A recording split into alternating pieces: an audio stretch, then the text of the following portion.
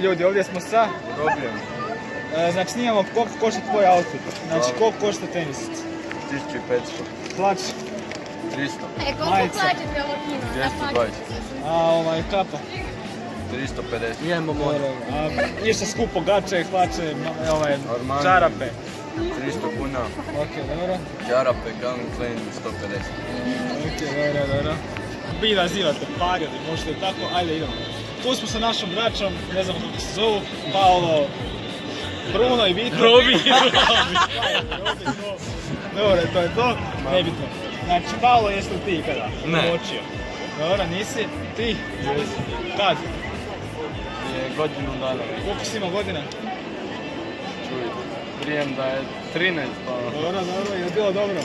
A ne kaj neki da je bilo dobro. Dobro. A ti? Ne. Nije dobro. Okej. Košta tvoj outfit? Počnemo tenis. Tenisice 900,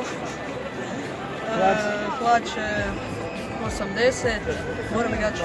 Aha, ko su neke dobre? Philip Plain, barem 225, Dobro, majica 90. A naučile? To ne znam. Dobro, recimo 15.000 kuna, tako možda. I Deško, kako se zoveš? Koliko košta tvoj outfit, koliko košta tvoj tenis? Dobro, koliko si dole hlače? Majica. Gači.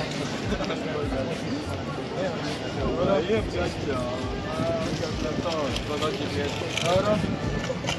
Pošta ovdje. A to? Da. A gdje li sad palim sjaga majica? Nije ni to. Kevin Klein 50 eura? Koliko? 50 eura? Calvin Klein, dobro. Hlače smo ga bile 20 eura, tako nešto. Dobro. Gdje si kupio? Hlače. U Zari, dobro. Majica isto Zara, ne znam kako je. 20 eura, sve. Ok, dobro. Ajde. Hvala.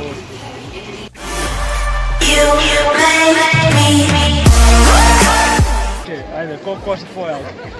Tenisice Puma 800, čarape ništa, hlače 100, Pull&Bear majice 140, Vesta 200 i kaj se... nema više ništa. Ok, dobro.